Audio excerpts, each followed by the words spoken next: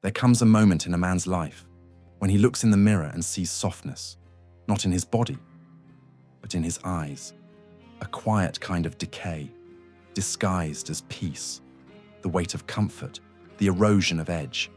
He feels it when he hesitates before speaking truth, when he swallows anger that should have been discipline, when he accepts what he knows is beneath him, because it's easier to stay quiet, to stay liked, to stay safe. This is the quiet before the storm. It's not dramatic. It's subtle, like rot beneath the paint. He goes through his days as if nothing is wrong, but inside, something ancient stirs.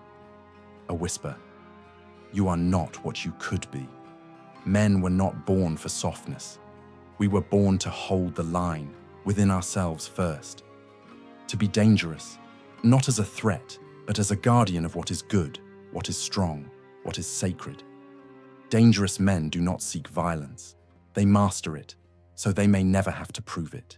They move with calm precision, because chaos respects those who do not flinch.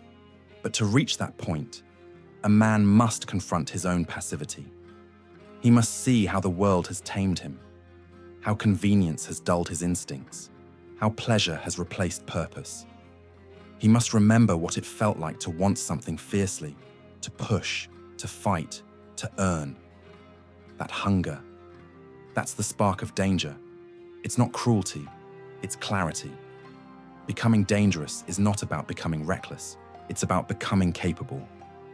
The man who cannot fight is not peaceful, he is harmless. And a harmless man cannot protect anything, not his home, not his mind, not his soul. So he begins quietly. He trains his body, not for vanity, but for command. He disciplines his mind, not for show, but for strength. He starts to move through the world like a storm contained, ready, calm, unshaken. This is where it begins. Not with shouting, not with rage, but with a silent vow whispered in the mirror. I will no longer live beneath my potential, because the most dangerous men are not loud. They are composed, grounded, patient. They are the storm that never needs to announce itself. And when the world grows weak, they are the ones it quietly calls back. A man who cannot command himself will be commanded by everything else, by his hunger, his comfort, his fear, his lust. That's where the downfall begins. Not in great failures, but in 1,000 small surrenders. Every time he says, I'll do it tomorrow. To be dangerous, a man must become his own ruler. Before he leads, before he protects, before he changes anything, he must first conquer the chaos within. Mastery is not about perfection, it's about control. To choose one's reaction instead of being possessed by it. To remain calm when others tremble. To stay disciplined when the world celebrates indulgence. You begin in the smallest moments. When your alarm rings, you rise. When your body aches, you train anyway. When the temptation whispers, you decline quietly, without drama. Because each small act of resistance builds the invisible muscle of command. And command is power, not the kind that shouts, but the kind that moves mountains in silence. Master yourself first, your body, your emotions, your thoughts. The body is the entry point, the easiest to control, the hardest to lie to. It doesn't respond to theory, it responds to repetition. Push it, discipline it, break its laziness.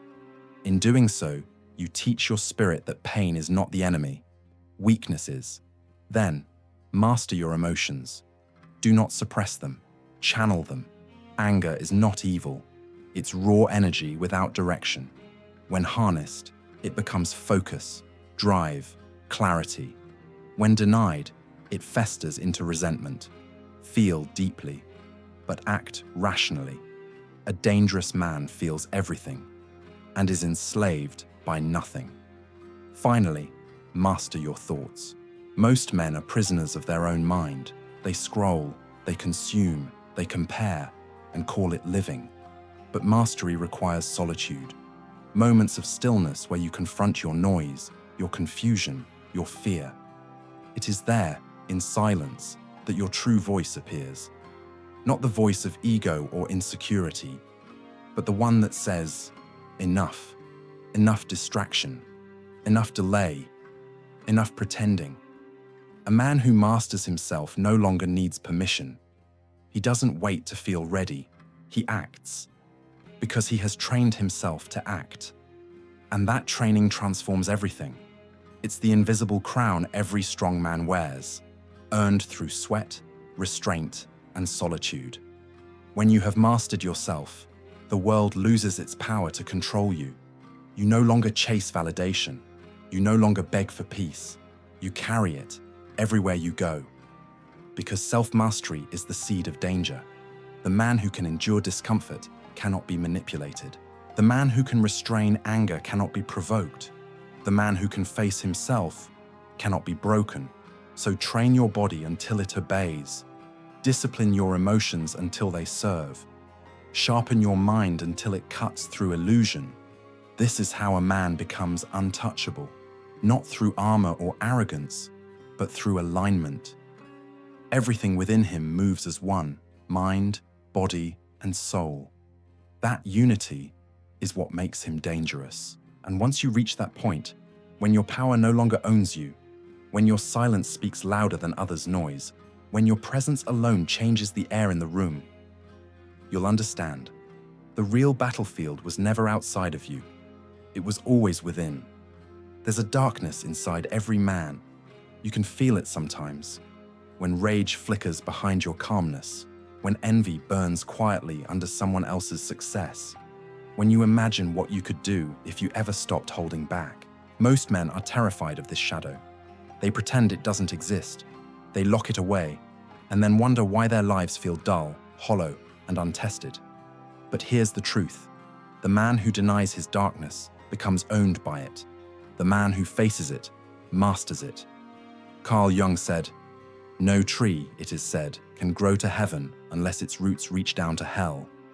To be whole, you must face your own hell, the parts of yourself you've disowned, rejected, or buried. Anger, lust, pride, the urge to dominate, to destroy, to control. They are not evil by nature. They are energy, unrefined and dangerous, yes, but essential. The shadow isn't the enemy. It's the raw material of power. When you embrace it consciously, it becomes your ally. When you ignore it, it devours you in silence. Look closely at the men who act recklessly, those who destroy what they love, chase chaos, and call it freedom. They are men at war with their shadow, too weak to control it, too proud to face it, but a dangerous man. He knows his darkness intimately. He has looked it in the eye and refused to look away. He has wrestled with his demons, not to destroy them, but to understand them, because understanding transforms chaos into control. You cannot be truly good until you are capable of being dangerous. Otherwise, your goodness is just weakness in disguise. You are not virtuous because you have no claws. You are virtuous because you choose not to use them. To embrace your shadow is to accept the totality of your being, to stand in the mirror and say, yes, I am capable of rage, of violence, of envy, of power, and yet, I will choose restraint. That choice is what separates the man from the boy. The man integrates his darkness into discipline. The boy hides from it and calls himself innocent. There's a strength that comes from knowing your depths, from seeing what you could become if you lost control, and choosing not to. That strength humbles you. It makes you patient. It gives your words weight, because you've been to places most men fear to go. You begin to move differently. You stop judging others so quickly because you recognize their struggle in your own. You stop reacting impulsively because you know where that path leads.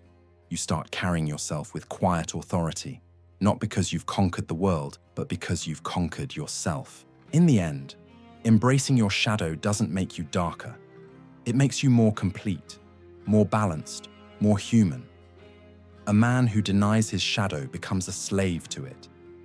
A man who accepts it becomes dangerous, because he walks with both light and darkness at his command. And that balance, that calm power born from chaos, is the essence of true masculinity. You were never meant to be pure light. You were meant to be the harmony of both, the storm and the stillness, the sword and the hand that holds it steady. A man is not built in comfort. He is forged, slowly, brutally, and deliberately, through discipline. Every repetition, every refusal, every dawn he rises when he could have slept. Discipline is not punishment. It is purification. It burns away what is weak. It removes the unnecessary until only truth remains. The man who trains daily is not chasing strength. He is chasing clarity. He knows that order in the body creates order in the mind, that when the body obeys, the soul follows. Pain becomes sacred in this process, not as suffering, but as transformation. Each drop of sweat says, I will not be ruled by ease. Each hard choice says, I will not be undone by weakness. The world offers you comfort, softness, pleasure, endless distraction. But every indulgence comes at a cost: your power, your focus, your edge. Discipline is how you take it back. It is the unseen contract you sign with yourself each morning, to act according to principle, not impulse, to do what must be done, even when you don't feel like it. Because a man who acts only when motivated will never become who he's meant to be. Discipline is not loud. It does not announce itself. It's the quiet rhythm of consistency. The workouts no one sees, the sacrifices no one applauds, the restraint no one understands. And yet, over time, it transforms you.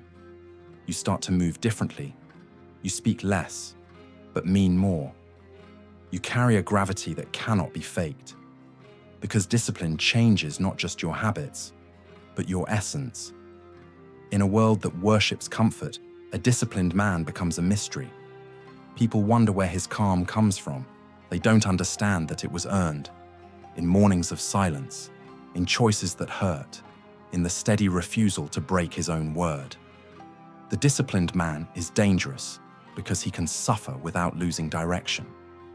He can be exhausted, yet still move forward. He can be doubted, yet remain unmoved. He doesn't need permission. He doesn't need motivation. He has built something deeper, a will, and will is rare, because will is born in solitude. No one can give it to you. It must be carved day after day from the stone of resistance. Discipline turns time into an ally. Every repetition compounds. Every choice builds character. And one day, without realizing it, the man who stayed true finds himself unrecognizable, harder, quieter, wiser, a presence that commands attention without asking for it. Because the disciplined man doesn't chase outcomes. He builds himself into the kind of person who cannot be defeated easily. He knows storms will come, but the man who trained through silence will not fall in chaos. So when you wake tomorrow and the voice in your head whispers, rest, take it easy, no one will know. Remember this, discipline is not about them knowing. It's about you knowing. It's about the private promise you made to your future self. Keep it. Guard it. Live by it. For the day will come when the world tests you. And in that moment, the man who trained will not need to prepare. He already is the weapon. Power without restraint is just chaos in disguise. And too many men mistake fear for respect. They think being loud, aggressive, or controlling makes them strong. But that's not strength. That's insecurity dressed as authority. True strength does not demand to be seen. It speaks softly, but it is felt. It doesn't chase validation. It attracts reverence. Because real power, the kind that endures, is rooted in self-respect first. When a man commands himself, others sense it. Not because he dominates, but because he doesn't need to. He carries a calm that unsettles the weak and steadies the strong. He listens before speaking. He acts before boasting. And he knows Leadership is not granted by titles, but by trust. Command is not about forcing obedience. It's about inspiring alignment. People follow a man who carries clarity, discipline, and moral weight.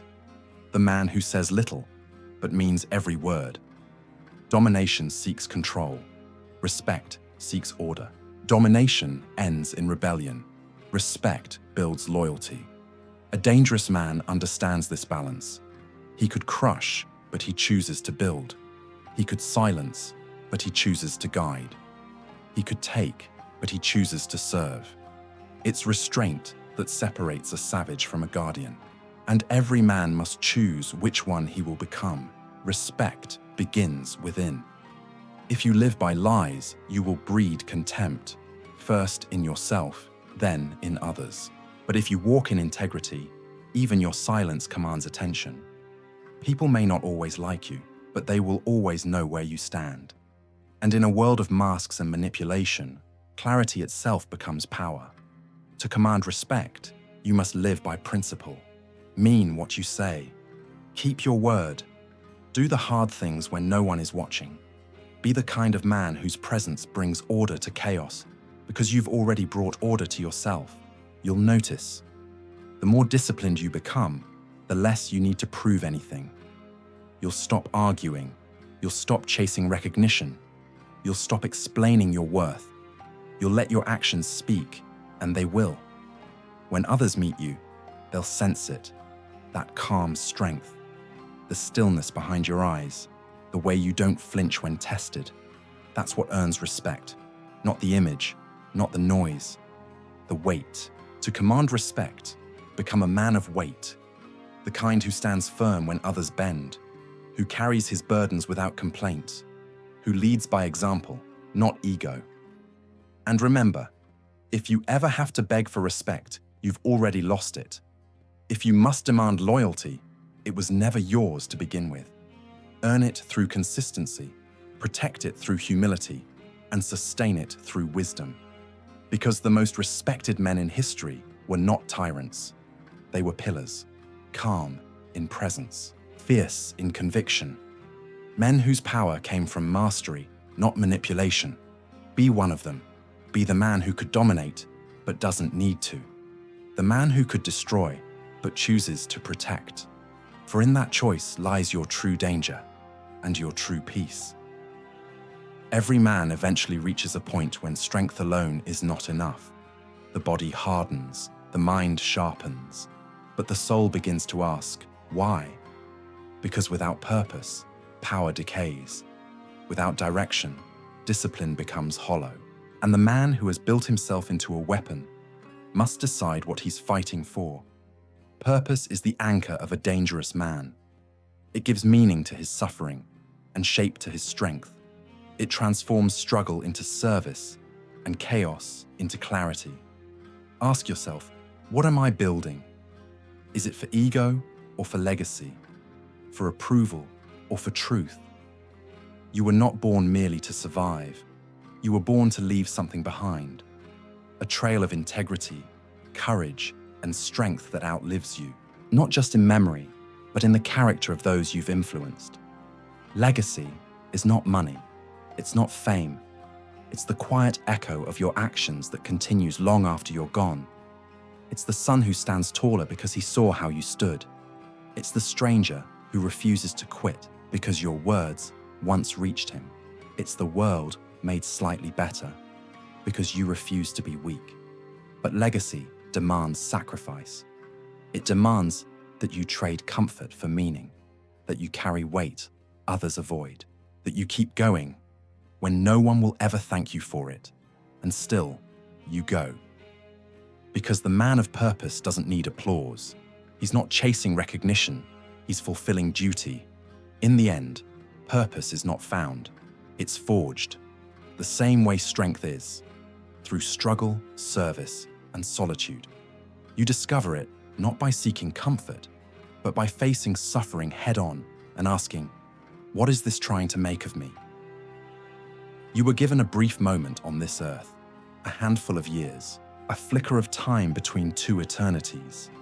What will you do with it? You could chase pleasure until your last breath, or you could stand for something timeless. Honor, discipline, responsibility, love, the ancient virtues that built men long before your name was spoken. The final test of a dangerous man is not how hard he can hit, but how much he can build, protect, and endure without losing his soul. To fight without hatred, to lead without arrogance, to love without weakness, to die without regret. One day, the noise will fade, the strength will fade, the body will break. But what you've built inside yourself, that remains. That's what eternity remembers. So, as you walk your path, remember, you are not meant to be harmless. You are meant to be capable. Not a predator, but a protector. Not a tyrant, but a pillar. Not a shadow of what you could have been, but the man who answered his calling fully. Be dangerous, not for destruction, but for defense. Be dangerous in your clarity. Be dangerous in your discipline. Be dangerous in your purpose. Because when a man becomes dangerous in the service of good, the world becomes safer in his presence. And that is legacy. Word count, 1094. Closing, final reflection, 300 words. Slow down for a moment. Breathe. Feel the weight of everything you've endured. The storms, the silence, the scars. They have not broken you. They've carved you into something precise, something necessary. Being a dangerous man is not about power. It's about peace. Peace earned through mastery, not surrender. It's the calm of knowing you can act when needed and choose not to when you shouldn't. The world will test you. It will try to tame you with comfort and distract you with noise. It will mock your discipline, question your purpose, and tempt you to join the crowd of the harmless. Don't. Stand apart. Stay sharp. Stay grounded. Remember, strength is not the absence of gentleness. It's the control of it. Love, when protected by power, becomes unbreakable. Purpose, when guided by courage, becomes eternal.